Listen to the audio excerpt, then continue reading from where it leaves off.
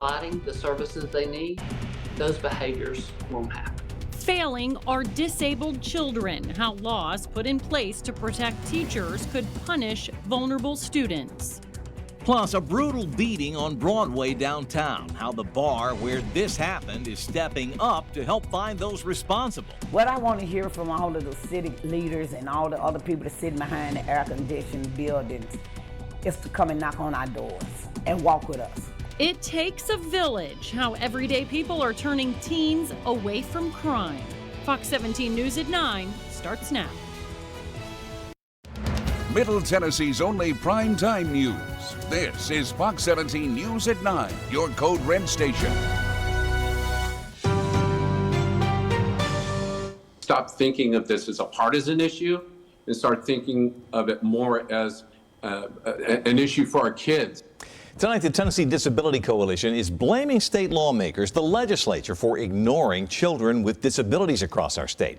TDC leaders say it's causing low graduation rates, and that is the topic of tonight's Crisis in the Classroom. Fox 17 News' Caitlin Miller live from the Capitol with more on what advocates want lawmakers to do. Caitlin? Yes, well, State Representative Gloria Johnson says students with disabilities need a lot of special services in order to be successful. And Johnson claims that the GOP is spending too much of its time and money on the school voucher program. We are not providing the supports that we need. State Representative Gloria Johnson taught special education for 27 years. She says those students need a lot of special help to be successful. This takes money, and Johnson says the state is failing local districts. The biggest failure, of course, is the failure of investment in making sure that we do have more social workers and counselors and teaching assistants to work with those special ed students. The Tennessee Disability Coalition says the state and local policies trends are punitive and exclusionary. TDC leaders say special needs children with behavioral issues need more support, not punishment. Patrick Bassnett with the Professional Educators of Tennessee agrees. Really, all we want is a good, safe environment for, for all kids in school, whether, they have some sort of disability or not. We want our kids to be safe, and we want our lawmakers to come together as one and get some good, solid legislation going to help make this happen. Bassnett says we have to stop looking at this as a bipartisan issue. He's calling on state lawmakers to work together to improve the classroom experience for teachers and students of all abilities. Now, the Tennessee Disability Coalition says that students graduated at a rate of 89% last year, but says that students with disabilities graduated at a rate of 39%. Reporting live from downtown, I'm Caitlin Miller, Fox 17 News, your Code Red station. Crisis in the Classroom is Fox 17 News' ongoing commitment to exposing problems in our schools and to find solutions. If you have a story you think we should do, send an email to news@fox17.com or call our tip line at 615-266-4149. Caught on camera, a brutal attack on a security worker downtown. Robert's Western World's offering a reward for information about this guy right here wearing the black polo right in front of their bar last night. He's one of 4 men, they say, who attacked a security guard who was working the door at the Broadway nightclub. They jumped him after being told, "You're too drunk to come in." Roberts has posted this video on its Instagram page offering a reward, cash, for information that leads to an arrest.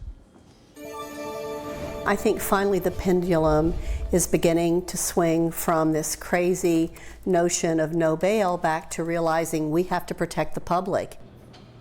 In Operation Crime and Justice, victims' rights advocates are excited about new laws aimed at keeping violent offenders off the streets.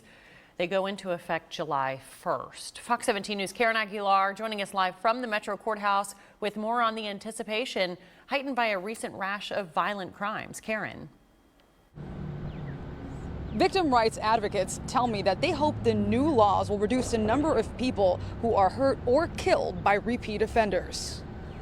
It gives me hope. These new laws were very optimistic. Victim rights advocate Lou Wilbanks is praying this group of new laws will keep repeat offenders from committing more violent crimes after they're let out. That is so important because people who are getting out on these low bonds are committing crimes, sometimes a couple of them in the same week after they got out. New laws that take effect July 1st include putting public safety first when determining bond, and a suspect's inability to pay can no longer be a consideration for bond. Verna Wyatt is a co-founder of Tennessee Voices for Victims. I think that's a good thing because it doesn't matter how poor you are. If you're committing crime, you're a danger to the society, even if you are poor. Wyatt tells me she's sick of seeing victims and their families suffer because bond was just too low. It's sickening because it's senseless. I mean, any victimization turns your life upside down. Damian Taylor is a case in point. He was charged with 4 crimes in a short span, each time after posting a low bond. It was the focus of a crime panel this week that included prosecutors and judges like Steve Dozier. I know we're here to talk about what the legislature's done or trying to do next session. They're trying to increase, and it's fine if they do. I mean, the judges will follow the law. That's what victim rights advocates are hoping for. When we're talking about issues where we're so divided, there's some things that we all have common ground on. Crime is one of them. Well, these new laws have the desired effect and to make you safer. Well, we'll be tracking that and follow up next month. Reporting live in front of the Metro Courthouse, Karen Aguilar, Fox 17 News, your Code Red station. My son was murdered in 2003. My nephew last murder in my family was 2014. Why in the hell am I sitting here in 2024 talking about another murder? So that means everything all of y'all political robotic speeches have been talking about has not worked. That Nashville woman whose life has been touched by violent crime more than most taking the Metro Council to task tonight. Fox 17 News' Kylie Walker shows us what some ordinary people in our community are doing to break the cycle of violence against teenagers. Terry Key with Music City Riders tells me he was looking up to the wrong people when growing up without a father. But now this North Nashville man has really turned his life around by helping others. Come on. While Terry Key drives trucks for a living, he dedicates his free time to kids in his community. I've been turning around. Serving as a positive role model and making meaningful impact. I said, do I have to pay for a bike? He said, you want a bike?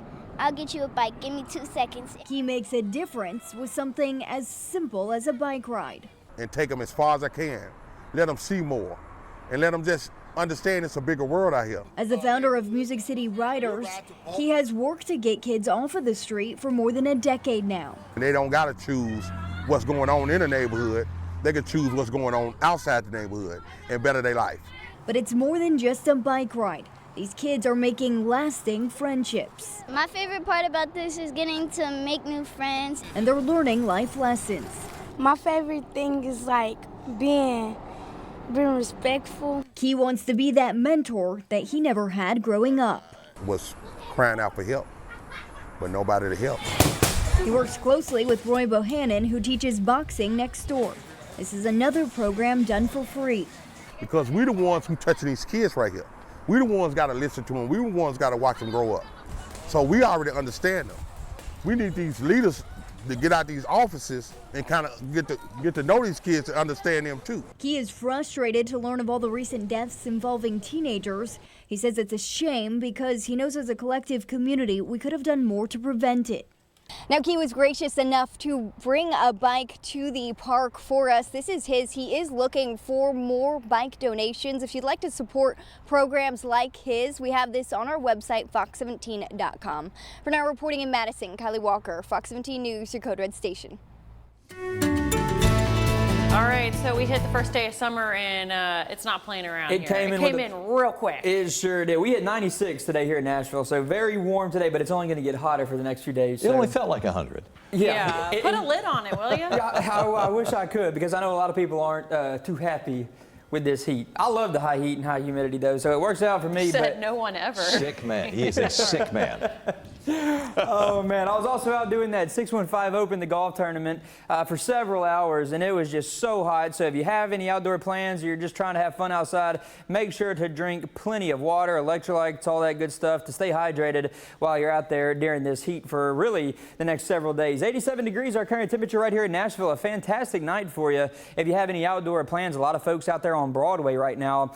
Radar is really quiet across the southeastern part of the country. Nothing hardly right here in Tennessee or Kentucky. Back out west, though, it's a different story. It has been an active day over that way. A lot of severe thunderstorm warnings, flash flooding issues, all sorts of that stuff going on over there. But here, we are not having to deal with any of this. This green you're seeing popping up briefly at the end of this radar loop, that is not rainfall. So no rain for us right now. We are all dry. We only had a handful of pop-up showers that developed earlier this afternoon, and that was about it. Basically, everybody stayed on the dry side of things today.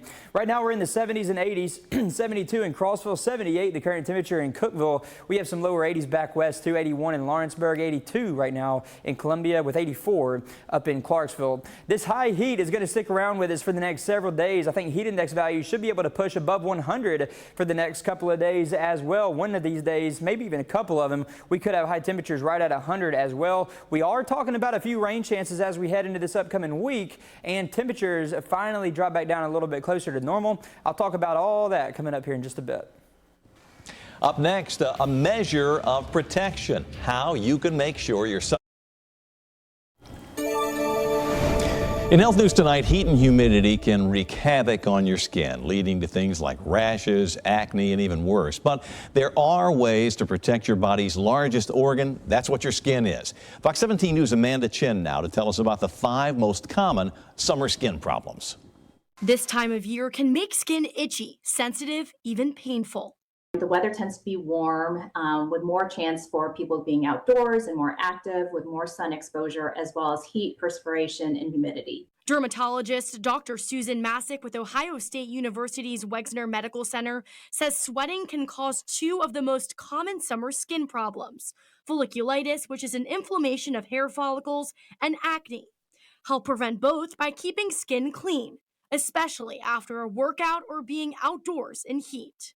So the most important thing that you can help out with yourself is to decrease the oil production. This time of year can mean visits to the pool or the beach, which can also affect skin, putting it at risk of becoming dry and irritated.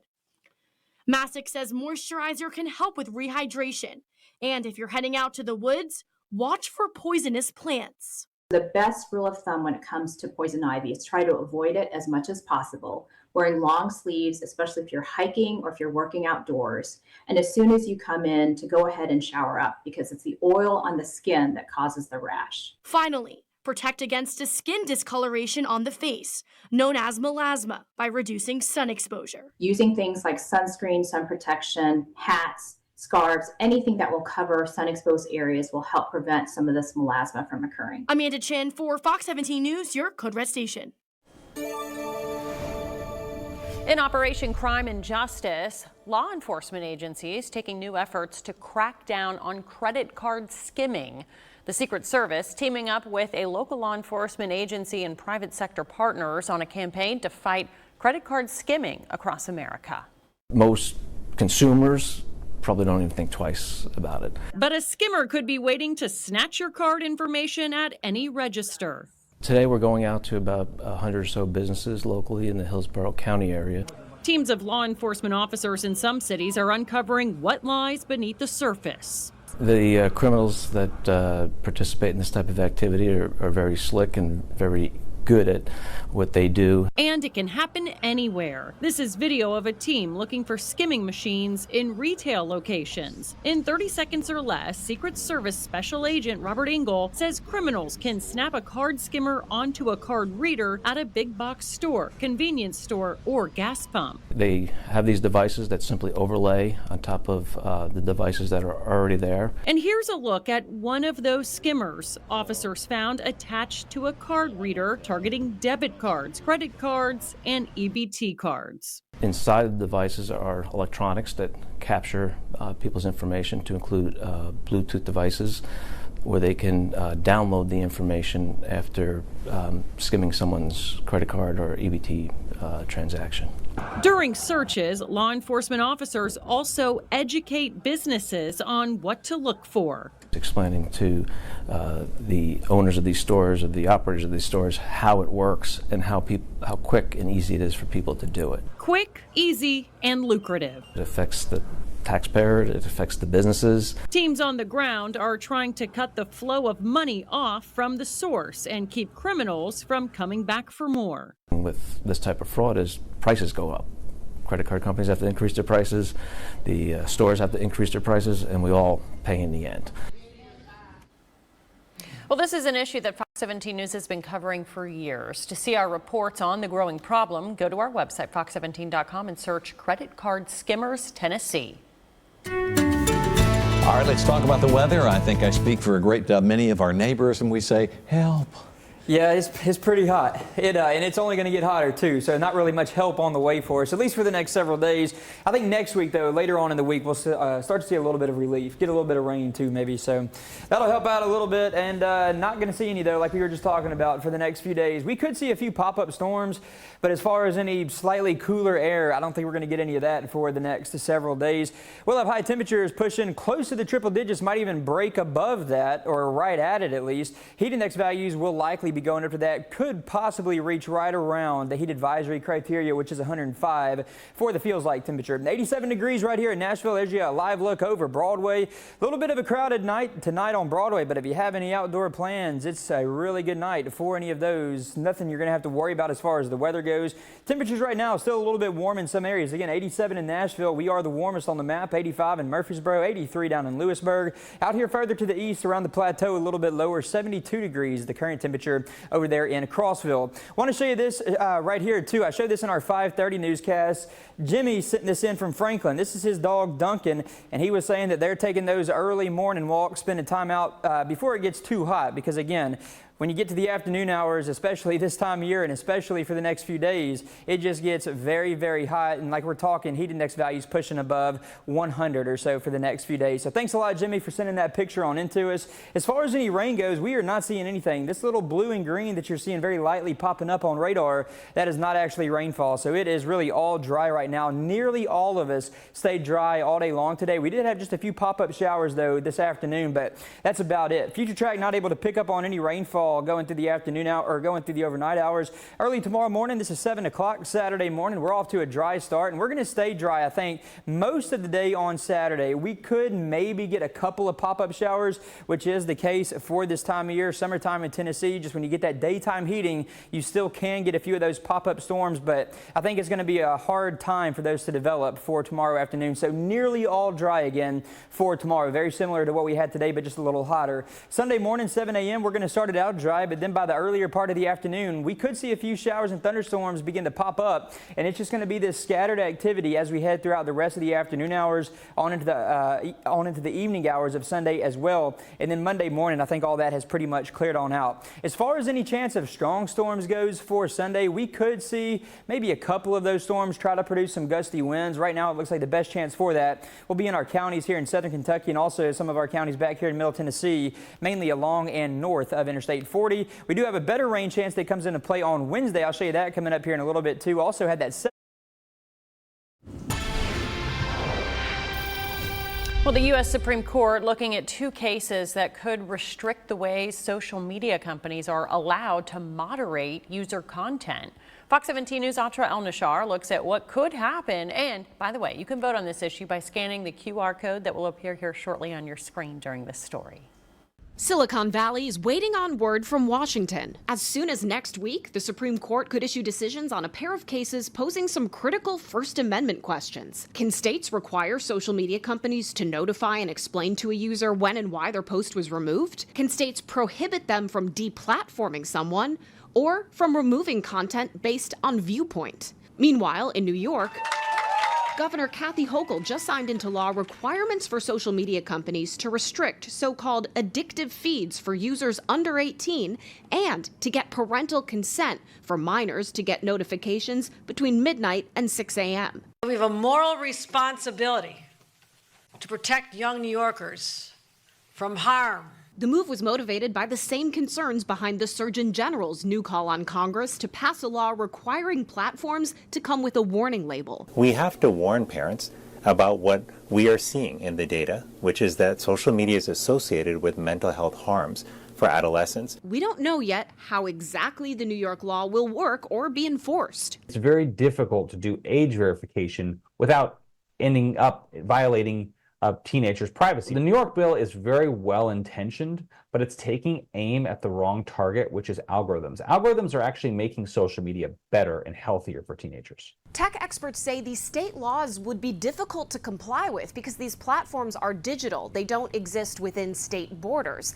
And the legal challenges don't end there. Hundreds of school districts and the majority of states have filed a barrage of lawsuits against social media companies, like New Mexico, which is suing Meta for allegedly knowingly exposing children on its platforms to sexual exploitation, which the company vehemently denies. And out this week, tests by the Wall Street Journal show sexual videos were recommended to fake underage accounts. The company refutes the findings it says are not consistent with the experience of actual teen users. In Washington, I'm Atrel Nishar reporting. Well, during that story, we had a QR code linked up to this poll asking the question, do you trust social media companies to take steps to protect your kids? The results here on your screen, just over 450 people weighing in. 97.4% of respondents say no, you don't trust social media companies to take steps to protect your kids, compared to just 2.6% that say yes.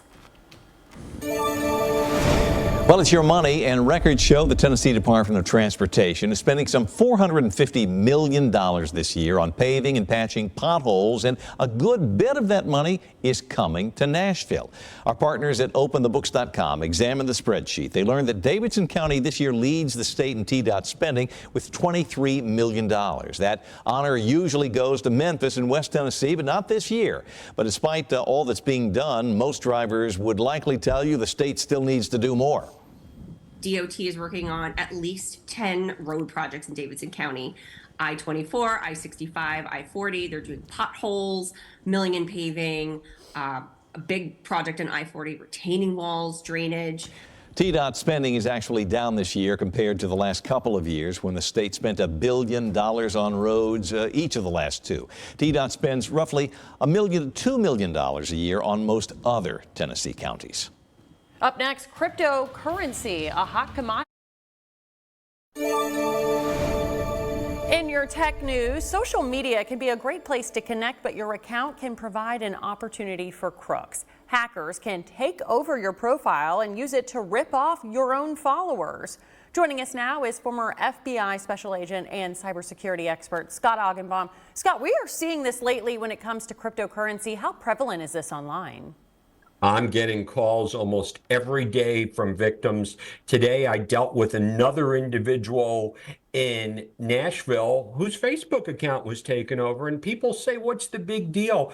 Cyber criminals got access to her Facebook account and started sending targeted messages to her 2,400 friends, family, and followers, trying to trick these individuals. So what can you do if you find yourself a victim here, if your account has been hacked? Well, let's talk about having a cyber secure mindset, which is not having your account be hacked. Set up the two-factor authentication. You need more than just a password. All of my victims didn't have the two-factor authentication set up. All right, so that's a great way to protect yourself. What else can make you a target, or how else can you safeguard your account so you don't end up in this situation? Well, we don't want to use the same password for multiple platforms because this individual's password may have been stolen in another breach. And all the bad guy did is bank on the fact that most people use the same passwords. So be careful. And also, when you're getting messages from your friends and they're talking about cryptocurrency, big red flag. Well, yeah, and if someone is posing as you online and making comments that sound phony, the people that know you closely probably know there's a red flag. What else can you do to keep yourself from being a target? Be aware, a majority of the cybercrime victimization easily could be prevented. Most of these cases involve social engineering, and now you have to really be careful anytime you get messages from people you even know on social media. stop and think. The cyber criminals are taking over their accounts. And it sounds like Facebook either isn't doing enough or can't keep up with the number of these incidents happening on their platform. One of the reoccurring themes that I'm getting from all my victims is, please help me. I've been trying to reach out to Facebook and I can't get in touch with a real person. And Facebook says, hey, we'll help you. But if your account has been compromised by the bad guy, it's even harder to do that. All right. Some good pointers there and advice to make sure that all of your online presence, your passwords, and your accounts are safe from cyber criminals. Scott Hockenbaum, thank you so much for your time tonight. Thank you. And at no fault of the airlines, you know, you're going to show up at the airport and try to get on a plane, and they're going to tell you you don't have a ticket. A consumer alert tonight about a bogus airline ticket offer making the rounds right now online. The Better Business Bureau sounding the alarm after a recent stream of local complaints. The BBB says it's had dozens of people call them in recent days, and that means a lot of people are very likely to be showing up at the airport in the next few days with tickets that they'll find out aren't real. Experts say people are finding these super deals online. They think they're booking a legit flight, but once you book, you get a call saying that there's some additional charges, or in some cases the company says that flight's canceled, we need to move you to another airline, resulting in an upcharge. And sadly, the end result is the consumer gives these scammers quite a bit of money only to find out that they don't have a flight. They don't have a ticket. The airline doesn't know anything about their reservation. And so they're not just left with the loss of that financial impact. Better Business Bureau says always use a credit card for online purchases, I should say. They say it is easier to get your money back if it turns out to be a scam. Tomorrow's going to be another really hot day for us, but it's actually going to be a few degrees warmer than what we had today. 96 was our high temperature today here in Nashville. Tomorrow, we might even be able to hit 100, but right now going with a high temperature of 99 degrees for us here in Nashville tomorrow. So it's going to be a hot one, heat index value. So what it's going to feel like, that's probably going to be closer to 102, 103 or so. So very hot for tomorrow, and it's just going to stay hot as we go through the next several days too. Here's this 7-day temperature map. 98 Sunday, 98 again on Monday. 100 possibly on Tuesday. Wednesday, we start to drop back down a little bit lower. We'll have a high temperature drop back down to the lower 90s Wednesday and Thursday. As far as any rain chance goes, don't think we're really going to see much of any of that on Saturday. I think we're nearly all dry on Saturday. The only exception to that, maybe just a couple of pop-up showers that we get during peak heating hours, but otherwise all dry for us tomorrow. A 20% chance for just a few isolated storms Sunday through Tuesday. On Sunday, a couple of those storms in areas along and north of Interstate 40 could produce some gusty winds, just only a couple of those though, nothing too widespread, no widespread severe weather threat for us on Sunday. 50% chance for some showers and thunderstorms on Wednesday. That's going to be our best rain chance, and then Thursday only a 20% chance then. Now we're going to go down to the tropics just real quick. We are still watching a couple areas. There were a few things we wanted to accomplish, but one thing in the back of my mind was I like this group enough. I'd like to be around them as long as possible. Maybe there's a cutoff point somewhere, but we've kind of reached that as it relates to getting as much hangout time as possible with this group. Tony Vitello got his wish. The Vols playing on the final weekend of the NCAA postseason and hoping to bring home to Rocky Top the program's first ever College World Series title. To do that, Vols have to go through their SEC rivals, Texas A&M Aggies, and beat them twice in the 3-game series this weekend. The two teams did not face each other in conference this year, but they did go head-to-head in the SEC tournament, where the Vols pulled off the 7-4 win. Now, this is the Vols' third trip to Omaha in the last 4 years, but they haven't made it to the series final since 1951. The Vols have said since the beginning that this team is a special group of players, and they'd love nothing more than to finish what they started. This is something that we've talked about, for my 5 years is, trying to win a national championship. And I think this group is, we've spent a lot of time together. We talk about, that's our main goal, is try to win a national championship. The players that came before us, and also for the fans and family that have sacrificed so much of their time to come and watch us and give us support. I think it would definitely be something special for everybody. Game 1 of the championship series set for 6:30 Central tomorrow night. When it comes to the NHL postseason, 4 teams have come back to win a series after falling behind 0-3. However, that's only happened one time in the Stanley Cup final, which was more than 80 years ago when Toronto Maple Leafs defeated the Detroit Red Wings in 1942. Now the Edmonton Oilers trying to become the second team to help pull off the reverse sweep in the Stanley Cup final. Edmonton with a goal in the first, then 2 goals in the second, and now currently leading the Florida Panthers in Game 6, 3-1. Oilers have been on a tear their last 3 games. They've outscored the Panthers 18-4 over the last 9 periods, and they have just 1 more period to go left in tonight's Game 6. Now, if Edmonton pulls this one out, the series will be tied 3-3, and we will head to a Game 7 in Florida on Monday. If the Panthers win, they win the Stanley Cup final. I'll have an update on that game tonight at 10. Jill Jolnick, Fox 17 Sports, your Code Red station. Today was a hot one for us, and it's only going to get hotter as we... Nearly 22 million children living in America rely on schools for their meals. Fox 17 News and our parent company, Sinclair Broadcasting, are partnering with Feed America for the Sinclair Cares Summer Hunger Relief Program. You can donate by scanning the QR code on your screen or go to sinclaircares.com. In your community tonight, some farmers in Wilson County take their tractors to the streets to protest a potential industrial development. It would set up in the Tucker's Crossroads near Lebanon. Fox 17 News' Madeline Nolan at the Wilson County Fairgrounds, where she caught up with some concerned farmers.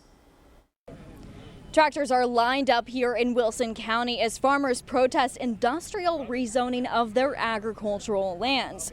Now, starting at the Wilson County State Fairgrounds, organizers say over 20 tractors and 200 people took off through Lebanon to the county courthouse over a mile away to speak to the Planning Commission at their meeting. The county is considering an application to rezone 1,400 acres of land currently zoned as agricultural to light industrial to allow for the siting of a new industrial park by an out-of-state developer. We want the county to realize that they've got their plans right now. They don't need to make this drastic of a change. We're afraid it will destroy the integrity of our precious community.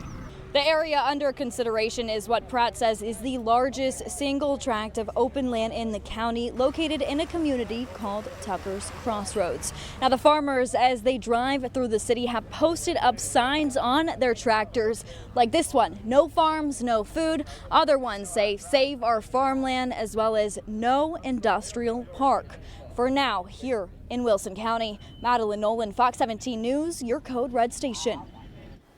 Well, tonight the Planning Commission voted a unanimous no on the proposal. It still has to be voted on, though, by the entire County Commission. And we want to know what you think. Are you concerned that the growth in Middle Tennessee is taking up too much agricultural land? We've had just over 500 people weighing in. 75.1% say yes, 24.9% say no. The poll is live right now. To cast your vote, you can scan the QR code there on your screen. It will take you to our X page where you can vote, and we will show you updated poll results tonight on Fox 17 News at 10. Looking ahead now to Sunday morning in Nashville in Focus. Topics for our panel this week will include the no confidence resolution targeting Metro Finance Director Wally Dietz and the other director, law director Wally Dietz, and Finance Director Kevin Crumbo. This was tabled on Tuesday at the council meeting, but it's not dead. Metro Fair Board Chairman Jasper Hendricks tells me that it's bigger than the drama going on right now with the Metro Arts Commission. It's a problem overall, with the way that the Metro Legal actually participates with various boards and commissions. And instead of acting in an advisory capacity, in some instances, they are actually directing.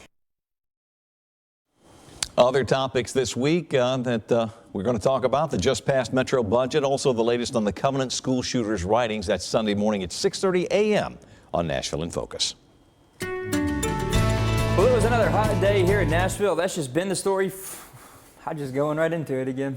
Well, you're the one who could best speak about it. Yeah, it was just a hot one, and that's basically going to be the story for us for the next several days too. So you're just overheated. That's what's going on here. I guess so. You know, yesterday was a hot one. I was outside for a long time yesterday.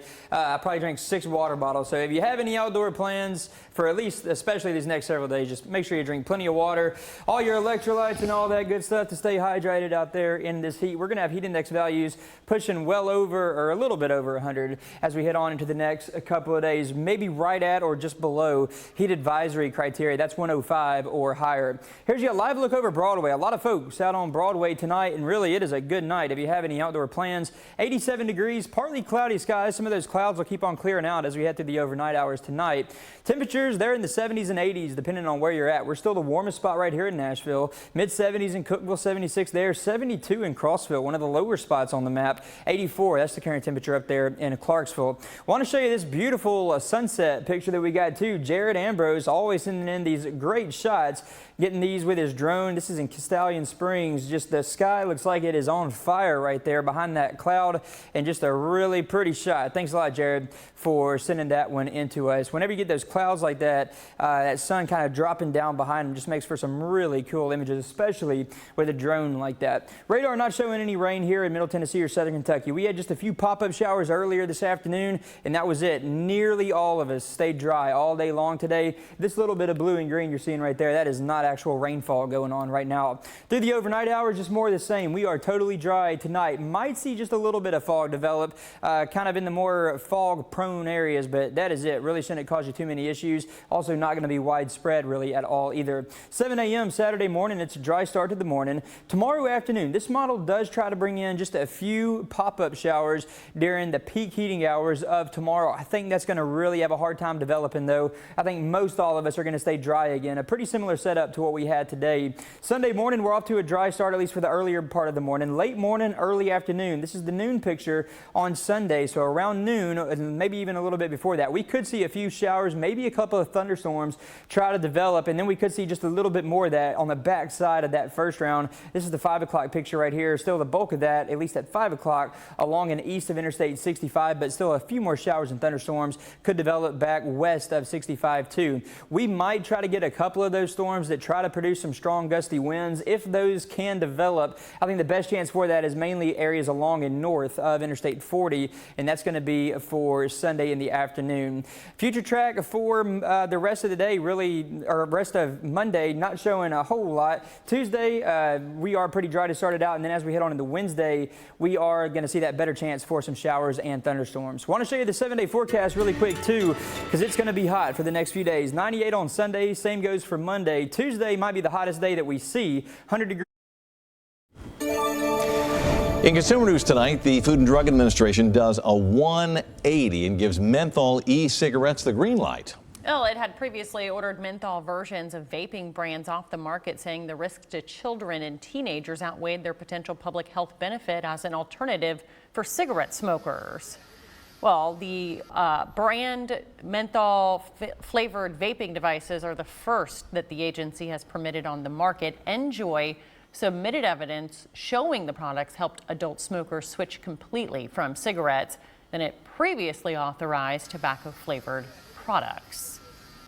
Up next, diamond prices are dropping for a reason you may not expect. We'll explain next. Yeah.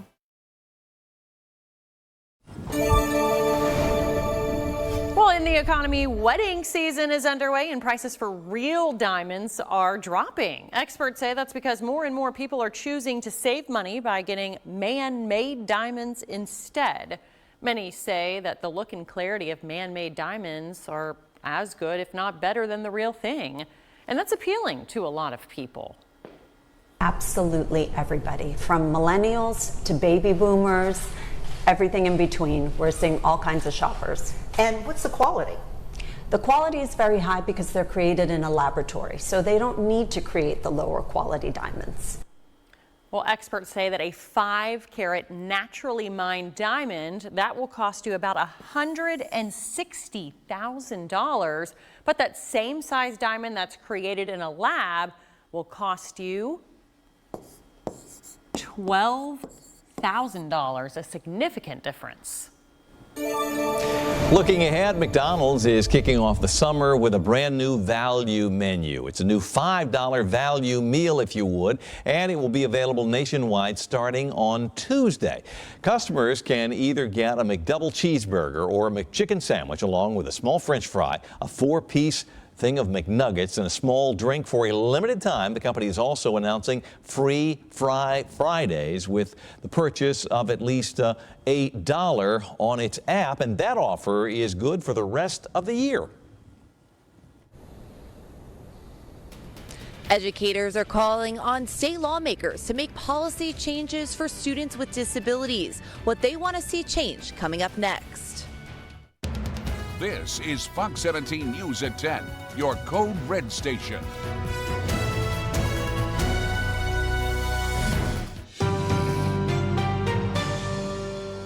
Give the districts what they need, give the superintendents what they need, give the teachers what they need. Tonight in Crisis in the Classroom, advocates take state lawmakers to task for ignoring children with disabilities. That's right. Leaders with Tennessee Disabilities Coalition say that the legislature's inattention is causing issues in the classroom and driving down graduation rates. Fox 17 News' Caitlin Miller live downtown at the state capitol tonight with more on this story. Yes, well, State Representative Gloria Johnson says that students with disabilities need a lot of services in order to be successful in the classroom. But she says the GOP is spending too much of its time and money on the school voucher program. Now, we spoke with Representative Johnson, who taught special education for 27 years. She says these students need the special help, which takes money. And Johnson says the state is failing local school districts. The Tennessee Disability Coalition says the state and local policy trends are punitive and exclusionary. TDC leaders say special needs children with behavioral issues need more support, not punishment. I think it's more of an issue of the state not really recognizing what the districts need, what each superintendent needs. Bassnett says that we need to stop looking at this as a bipartisan issue. He's calling on state lawmakers to work together to improve the classroom experience for teachers and students of all abilities. Now, the Tennessee Disability Association says that Tennessee students last year graduated at a rate of 89%. But they also say that students with disabilities graduated at a rate of 39% last year. Reporting live from downtown, I'm Caitlin Miller, Fox 17 News, your Code Red station. Crisis in the Classroom is our commitment to you to expose problems in our schools and to search for solutions. If you have a story you'd like to see us do, send an email to news@fox17.com, or you can phone our tip line. You see the number on the bottom of the screen, 615-266-4149.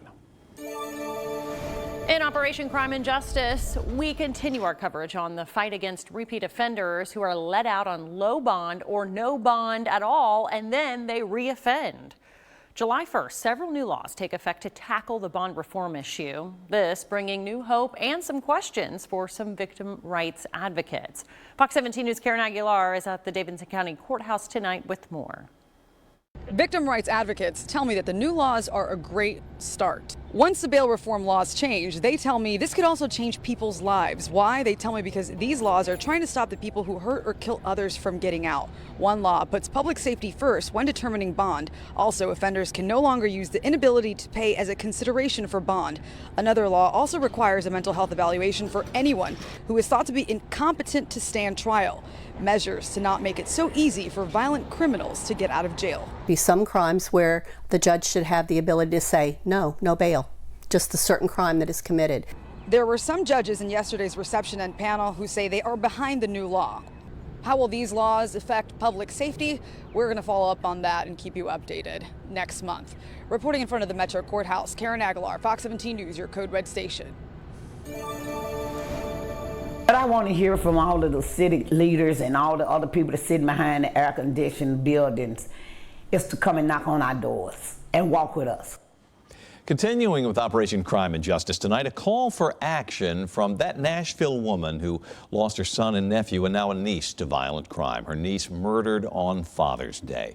17-year-old Eminique Ferris was shot at a North Nashville apartment complex and died a short time later at the hospital. Her aunt, whom you just saw, Clemmy Greenlee, is the founder of Nashville Peacemakers, and she has been sounding the alarm for years, but says she feels like her pleas are falling on deaf ears.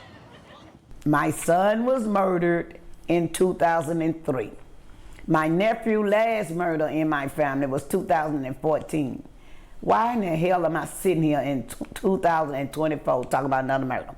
So that means everything all of y'all political robotic speeches have been talking about has not worked.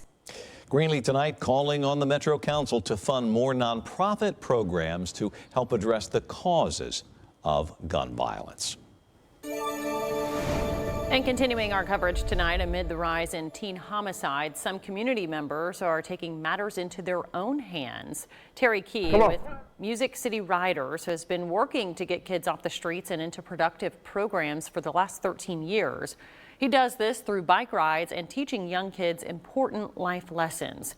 Key feels that the city needs to implement and fund more programs like his and says that he's frustrated to see the recent spike in teenage deaths. It's hurtful because I know that we could have did more for this child. I know that leaders should get behind people like us, behind people that got programs like us, to get behind us and support us, because we're the ones who touching these kids right here. We're the ones got to listen to them. We're the ones got to watch them grow up. For more on Key's program and others like his, we have this information on our website at fox17.com. Looking ahead now to tomorrow afternoon and a candlelight vigil for 17-year-old Eminique Ferris, whom we just told you about. It's at 5 o'clock tomorrow at the Monroe Park in North Nashville. Fox 17 News will be there and will bring the story to you on Saturday night on Fox 17 News at 9. Fox 17 News will continue to push for action to reduce teenage violence, crime, and deaths. To see all of our previous reporting, go to our website, fox17.com, and search youth crime. All right, heading into the weekend, we're not hitting triple digits, are we? It may be very close. Look at me trying to manipulate the weather here. Like, we're not, right, Brett? I know you're trying to sweet talk it. I mean, we might trying hit to 100. speak it into existence. Yeah. I know. You know, I'd be fine with it, though. What is wrong with you? Everybody calls me crazy, but I like the high heat and the high humidity. But I know a lot of I'll check the box and say, yeah, crazy right here. Yeah, I know. You can check several of those boxes, but I know there's a lot of y'all that don't like that high heat and high humidity, and you're just going to have to get ready for it for the next few days, because we'll be talking about high temperatures in the upper 90s or even right at 100 and have heat index values, so what it feels like, even going a little bit higher than that. Here's your live look over Broadway, and it's a pretty busy night, it looks like, out there on Broadway this Friday night. 10:06, the current time, and our current temperature is at 83, so we're still holding on to some of that warmth that we had from earlier today. We had 96 earlier this afternoon here at the Nashville Airport. Across the southeastern part of the country, it is basically just all dry, very calm. We have not had to deal with much out here. Back to the west, though, there are a lot more showers and thunderstorms. You can see that over here in the areas like Colorado, New Mexico. Still seeing a lot of severe activity, also flooding issues, some pretty strong storms headed through that area. The good news for us, though, we are not going to have to worry about any of that for tonight or for tomorrow either. Saturday looks pretty good. Sunday, we may just get a couple of storms to try to produce some gusty winds. I'll show you that in a little bit, too. Dry right now on the radar. Really not seeing anything. We had a couple of pop-up showers. That was about it, though. Only a handful of those for the entire viewing area. So nearly all of us stayed very dry today. Temperatures right now, they're in the 70s and lower 80s for most areas. 71 Clarksville, one of the cooler spots on the map. 79 in Dickson, and we're at 81 right now down in Lewisburg. So as we head on into the next several days, this high heat is going to stick around with us. We do bring in a chance for some showers, though, on a few days, and then our temperatures finally drop back down a little bit closer to normal. I'll have all those details for you and show you what looks like the best rain chance coming up in just a bit. Also ahead, a force of farmers why they are protesting a proposed. Making headlines tonight, the U.S. Supreme Court tackling gun rights and domestic abuse as the court session begins to wind to a close. Well, Fox 17 News' Matt Galka is in Washington tonight with the latest on today's decision.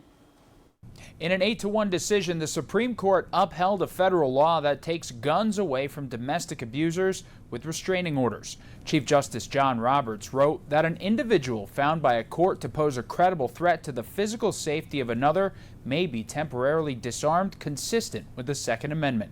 The conservative court has expanded gun rights in the past, so this ruling was a win for gun control advocates.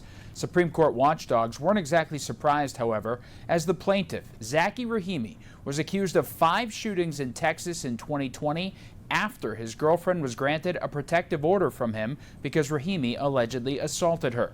Rahimi argued his Second Amendment rights were being taken away.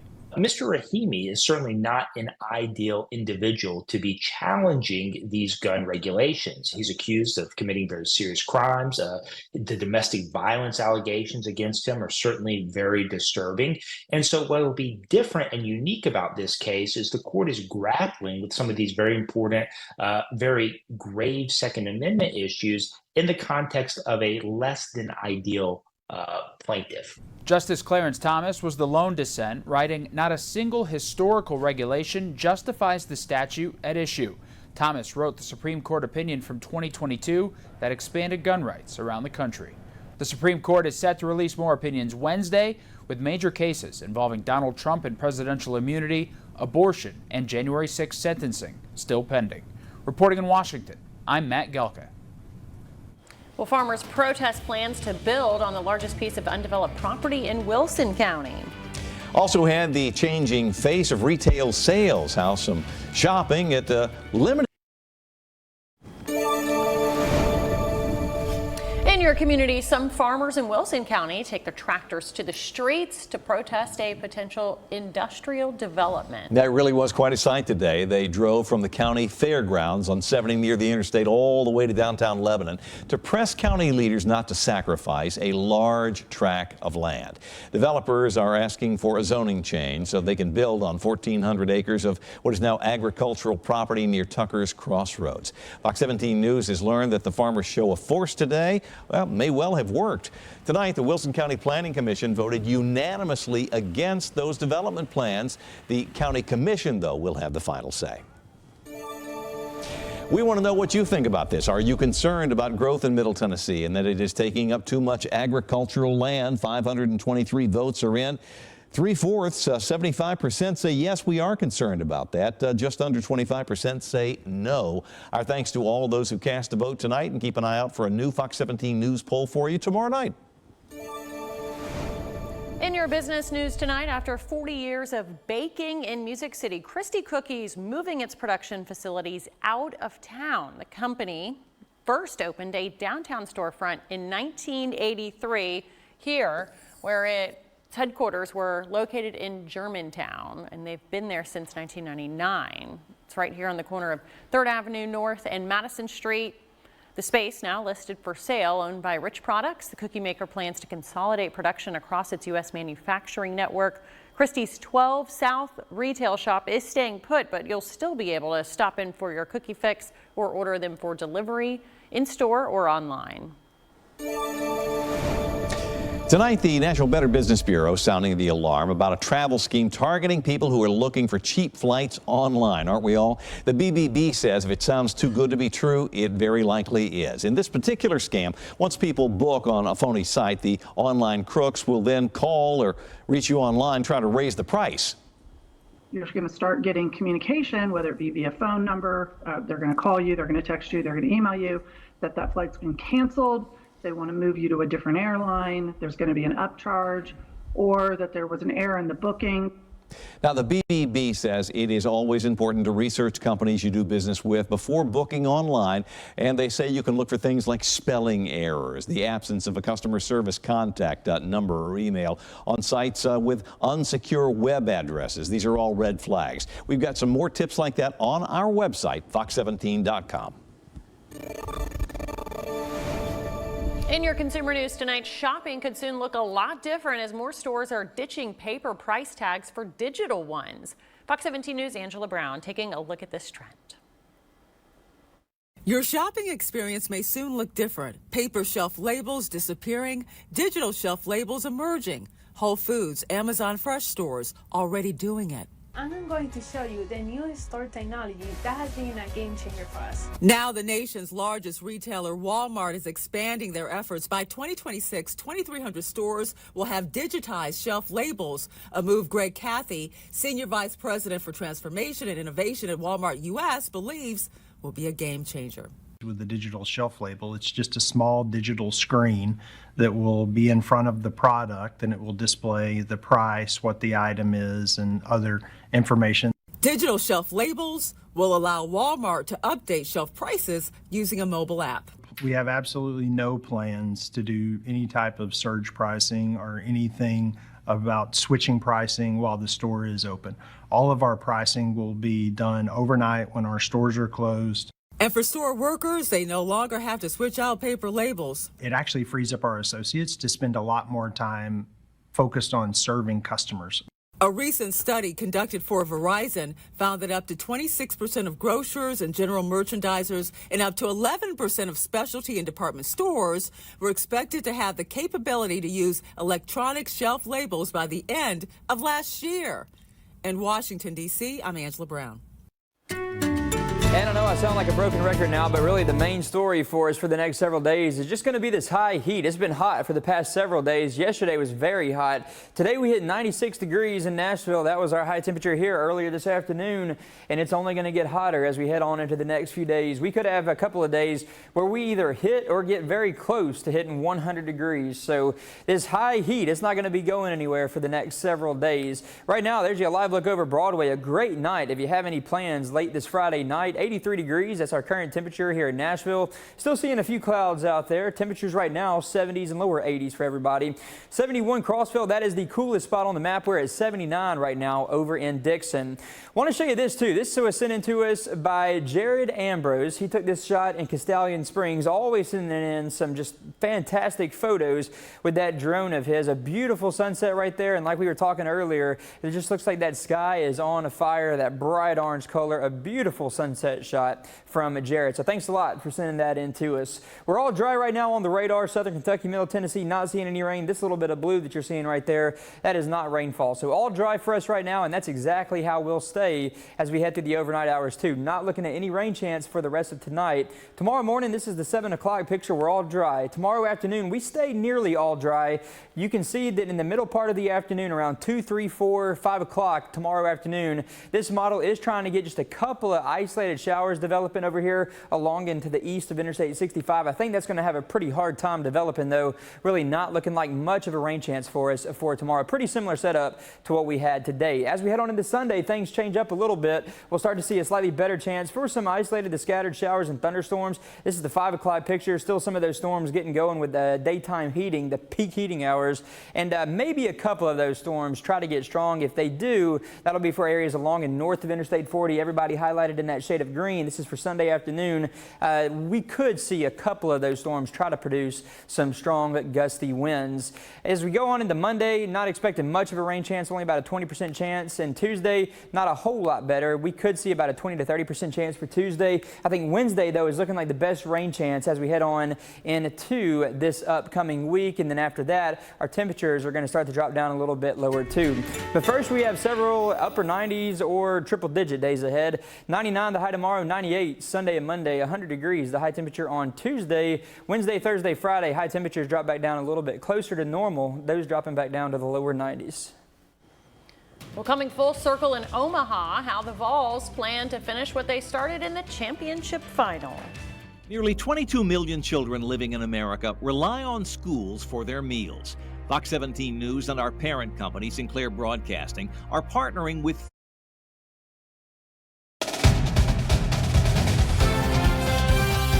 a few things we wanted to accomplish, but one thing in the back of my mind was I like this group enough. I'd like to be around them as long as possible. Maybe there's a cutoff point somewhere, but we've kind of reached that as it relates to getting as much hangout time as possible with this group. Tony Vitello got his wish. The Vols playing on the final weekend of the NCAA postseason and hoping to bring home to Rocky Top the program's first ever College World Series title. To do that, Vols have to go through their SEC rivals Texas A&M Aggies and beat them twice in the 3-game series this weekend. Now, this is the Vols' third trip to Omaha in the last 4 years, but they haven't made it to the championship final since 1951. The Vols have said since the beginning this is a special group of players this year, and they'd love nothing more than to finish what they started. This is something that we've talked about, for my 5 years, is trying to win a national championship, and I think this group is, we've spent a lot of time together. We talk about, that's our main goal, is try to win a national championship. The players that came before us, and also for the fans and family that have sacrificed so much of their time to come and watch us and give us support. I think it would definitely be something special for everybody. Game 1 of that championship series set for 6:30 first pitch tomorrow night. Edmonton Oilers trying to do something only one team has ever done before: pull off the reverse sweep in the Stanley Cup final. The Toronto Maple Leafs did it 80 years ago, coming back from down 0-3 to win their series against the Red Wings. And now the Oilers are trying to become just the second team to pull it off. Game 6 of the Stanley Cup final tonight at Rogers. That means it'll all come down to Game 7, which will be on Monday night in Florida. Jill Jelnick, Fox 17 Sports, your Code Red station. The season for goodness from your... In health news tonight, you are what you eat, and summer's fresh berries pack some powerful health benefits. The Fox 17 News medical reporter Liz Bonas takes a look at what's in season for good health. Hey there, everybody. Berries are really good for you, but this new report shows that some of what's in season right now, from your brain health to your blood pressure, can be the perfect pick. That's what drove Gary Feldkamp to berry picking this week, in spite of the heat. It's not going away, so you got to do the best you can. Here at Kentucky's McGlasson's farm, he's a first-time visitor. Owner Luke McGlasson says here you can pick year-round. Apples, peaches, blackberries, blueberries, strawberries. And according to one recent report, 3 of the best for good health are perfect for picking right now. Blueberries. They've got to be real dark blue, almost purple to be ripe. Blackberries. Blackberries start out green, then they turn to red, then they ripen to black. You want to make sure there's no red anywhere, like fully dark color, and then they're ripe. And raspberries. Even under refrigeration, berries do not last very long, so just try to eat them or use them as quick as you can. What makes them so powerful, Preeti Bansal Sursagar told me, are what are called phytonutrients. We are talking about the benefits of colors which go beyond the vitamin C or the vitamin A or the vitamin E that you're getting from these foods. Instead, these nutrients are in the colors, flavors, and textures of fresh berries. They give your body a boost to fight back against what's inside that leads to long-term illness, such as heart disease, cancer, and Alzheimer's. These are the benefits that affect the antioxidant activity in our body. So go ahead and pick your passion. Blackberries and the black raspberries are a close second. No matter how you eat them, they're bound to benefit the body. Gary says finding a personal picking place has been part of the perfect prescription for his good health. Now that I know it's here, I'm sure I'll be back for other things. Now, you can't bank these good health properties, meaning eating a lot of them now won't give you a year of good health. It's one of the reasons it's suggested that you eat by the season for good health. With your health news, I'm Liz Bonas reporting.